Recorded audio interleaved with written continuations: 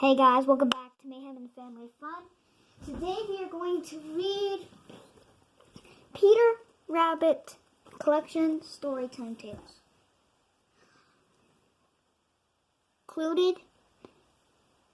Not including pictures. Sorry, not today.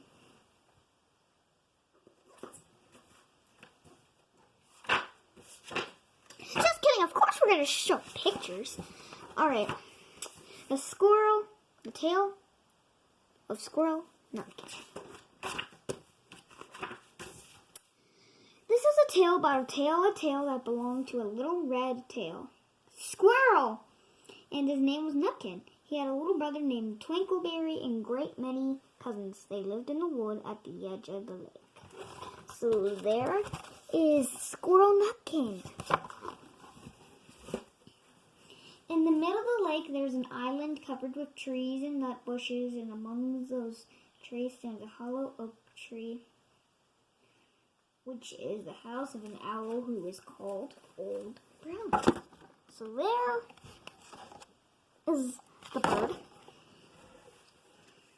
One autumn, when the nuts were ripe and the leaves on the hazel bushes were golden and green, Nutkin and Twinkleberry and all the other little squirrels came out of the wood, down to the edge of the lake.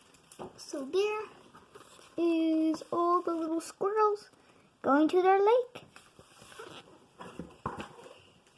They made little rafts out of twigs, and they paddled away over to the water to the Owl Island to gather nuts.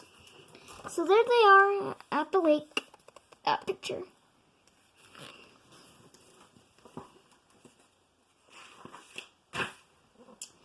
They also, with them, an offering of three fat mice as a present for Old Brown, and put them among his doorstep. Then Twinkleberry and the other little squirrels each made a little bow and said politely, "Oh, Mr. Brown, will you favor us permission to gather upon your island?" There is the owl. Right here. The owl and all the squirrels are praying.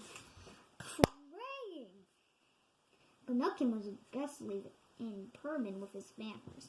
He bobbed up and down a red tree and sang, riddle me, what toe, a little wee man in a red coat, stand a staff in his hand and a stone in his throat. If you tell me the riddle, I'll give you a groat. Now this riddle was as old as the hills. Mr. Brown paid no attention whatever to Nutkin. His eyes shut and muscly went to sleep. So there he is, Nutkin. He's going to sleep.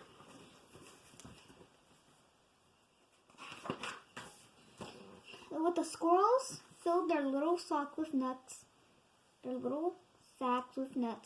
and sailed away home in the evening. So there they are, heading away. But the next morning, they all came back to Owl Island, and Twinkleberry and the others brought a fine fat mole and laid it on the stone in front of Old Brown's doorway and said, "Mr. Brown, will you favor us with your gracious permission to gather some more nuts?" There are all there's all the squirrels and him asleep. But Nutkin had no respect and began to dance up and down, tickling old Mr. Brown with a nettle and singing, "Oh, Mr. B, riddle me ray, hitty-pitty within the wall, hitty-pitty without the wall. If you touch hitty-pitty, hitty-pitty will bite you."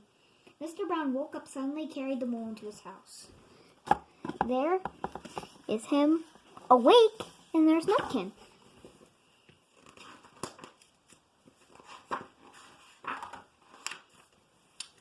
He shut the door in Nutkin's face.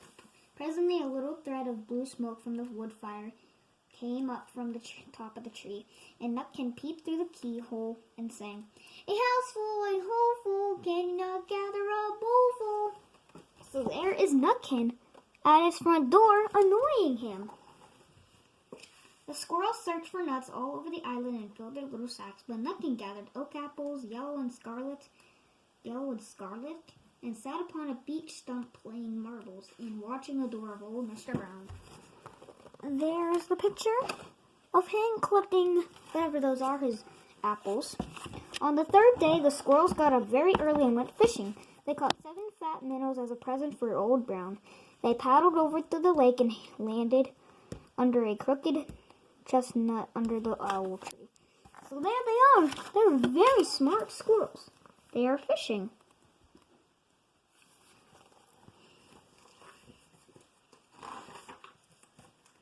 Twinkleberry and 6 other little squirrels each carried a fat minnow, but Nutkin, who had no nice manners, brought no present at all. He ran in front singing, "The man in the wireless said to me, how many strawberries go in the sea? I answered him as I thought good, as many herons grow in the woods." But old Mr. Brown took no interest in riddles, not even when the answer was provided for him. So there's Nutkin running with no present. One on the fourth day, the squirrels brought a present for 6 fat beetles, which were good as plums and plum pudding for Old Brown. Each beetle was wrapped up carefully in a dock leaf, fastened it with a pine needle pin. But Nutkin sang as rudely as ever, "Oh, Mr. B, riddle me, riddle, flower of England, fruit of Spain, met together in a shower of rain, put in a bed, tied around with a string. If you tell me this riddle, I'll give you a ring," which was ridiculous of Nutkin because he had not got any ring to give to Mr. Brown, Old Brown. So there is all. There's the wrapped beetles food. They're giving the Old Brown. Couple more pages and then we'll be on the tale of Benjamin Bunny. The other squirrels hunted up and down the nest bushes, but Nutkin gathered robin's percussions off a bare bush and stuck them full of pine needle pins. Oops. Accidentally tripped over my camera. Ugh. There. So there is Nutkin getting his food. On the 5th day, the squirrels brought a present of wild honey. It was so sweet and sticky that they licked their fingers as they put it down upon the stone. They had stolen out of a bumblebee's nest on tippy-toe at the top of the hill.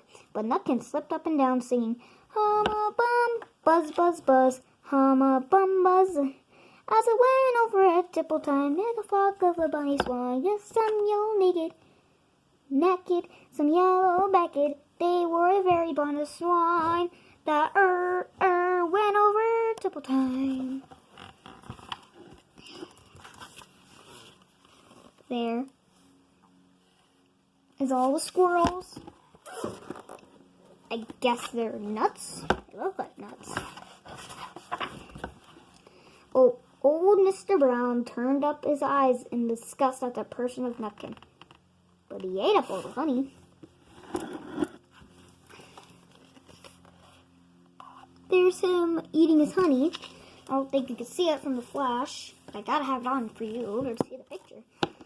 The squirrels filled their little sacks of nuts, but Nutkin sat upon a big flat rock and played 9 pins with a crab apple and green fir cones. There's Nutkin playing with whatever he is playing with. On the 6th day, which was Saturday, the squirrels came again. For the last time, they brought a newly laid egg in the little rush basket as last parting present for Old Brown. But Nutkin ran in front laughing and shouting, "Humpty Dumpty, limes in the back, with a white counterpane around his neck. 40 doctors, 40 rights, cannot put on me Dumpty to rights." Now, here's Nutkin. There's Nutkin.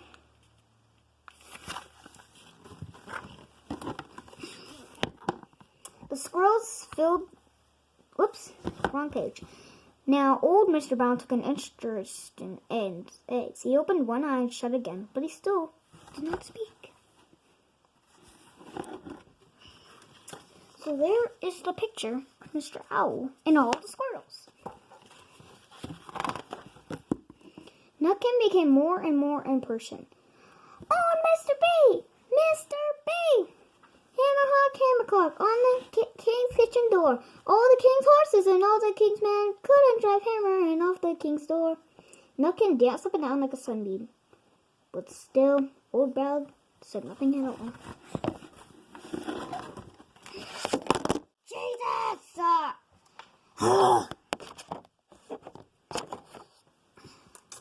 I'm just trying to show the pictures and my stupid charger keeps going.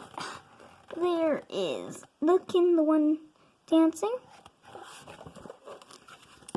Nutkin began again. Arthur O'Bowder has broken his hand. His band, he's roaring up the land of King Scots. If all his power cannot turn Arthur off the bower. Nutkin made a whirring noise to sound like the wind, and he took off running jump onto the head of the Old Brown. And once there was a flutter and a scatter and a loud squeak, the other squirrel scuttered away into the bushes. Ooh, he doesn't sound happy. That was the owl. There's his mouth open, and Nutkin. Nutkin, not impatient. He's very impatient.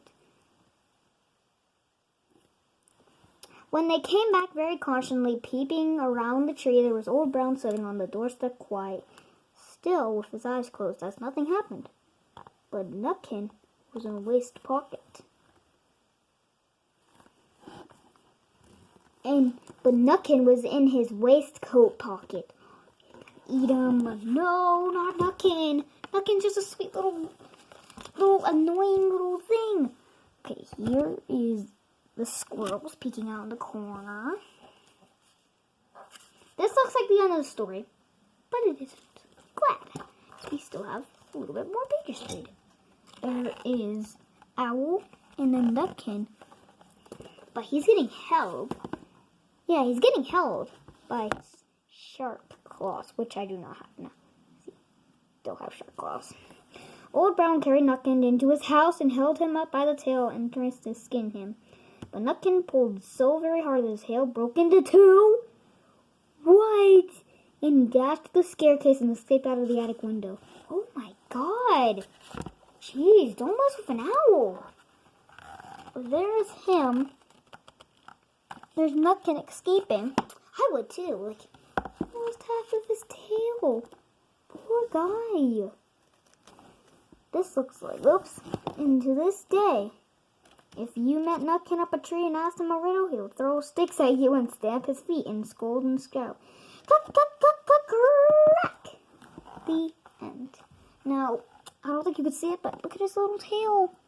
Oh, poor thing. He lost a cap in his tail.